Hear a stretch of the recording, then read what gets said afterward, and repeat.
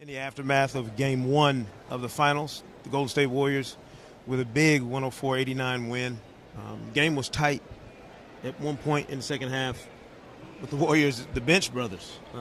Sean Livingston, Leandro Barbosa blew this game open. Steph and Clay didn't have to do anything until the very end to seal it. But you surprised at the way the game played out, John? A little bit. I mean, we're looking at the most prolific three-point shooting team in NBA history, and the most prolific three-point shooting team through the first three rounds of these playoffs. And I think the game was won in the paint. Yeah. Golden State had 54 points in the paint, tied for the third most they've had this season, also tied for the third most that Cleveland's allowed this season. They got what they wanted at the basket early and often. Drives, like Barbosa was getting to the basket off the dribble, cuts to the basket, beating the Cavs back door, and in transition, with the Cavs not really matching up, finding layups in transition, and then a lot of Sean Livingston pull up 10 to 15 feet there in the fourth quarter. Yeah, I mean, I mentioned to you that Livingston's like the guy at the park with the cutoff jean shorts who can't shoot from outside, who might not make a layup, but he's got pull-up jumper game that'll just eat you alive. I mean, he turned it on tonight. His biggest scoring output of the season, obviously, and I think for a few years now. That's the most points he's put up. What did he see, I guess, that maybe other people didn't see in the matchups that were out there? Because he was going at everybody.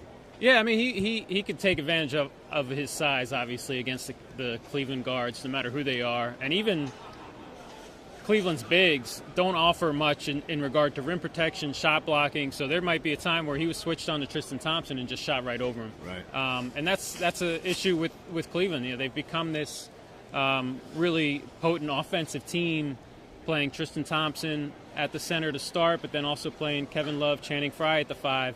But they really offer no rim protection on the other end of the floor. And so that's something that Golden State took advantage of here, and I think they can continue to take advantage of going forward. I thought another thing that stuck out, Golden State's defense was really good. And people watch them against the Thunder, and you see them defended one way.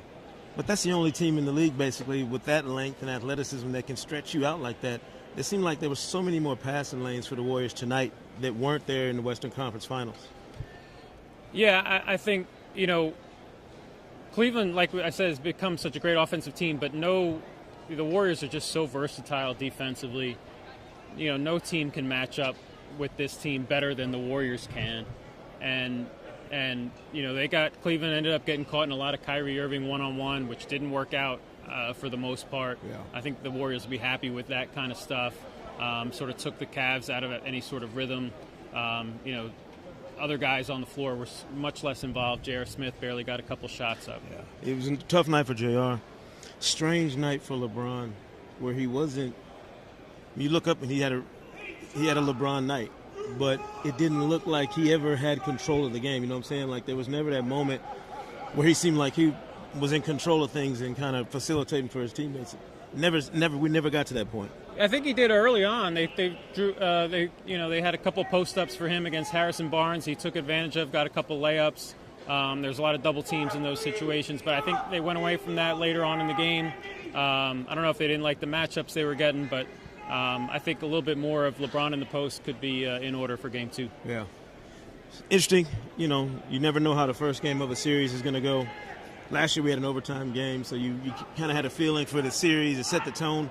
This was weird. This felt odd because if Golden State can play like this and the Splash Brothers don't get cranked and they win like this, it makes you wonder what's going to happen when they both are clicking, with Steph and Clay rolling, and you get this bench crew. If they're contributing, it could be a rough night again for the Cavaliers.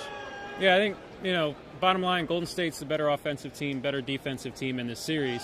It's going to take a lot of LeBron James, I think, to make it a little bit more interesting going forward. No doubt. Sekou Smith, John Schuhmann from NBA.com here after Game 1 at Oracle Arena.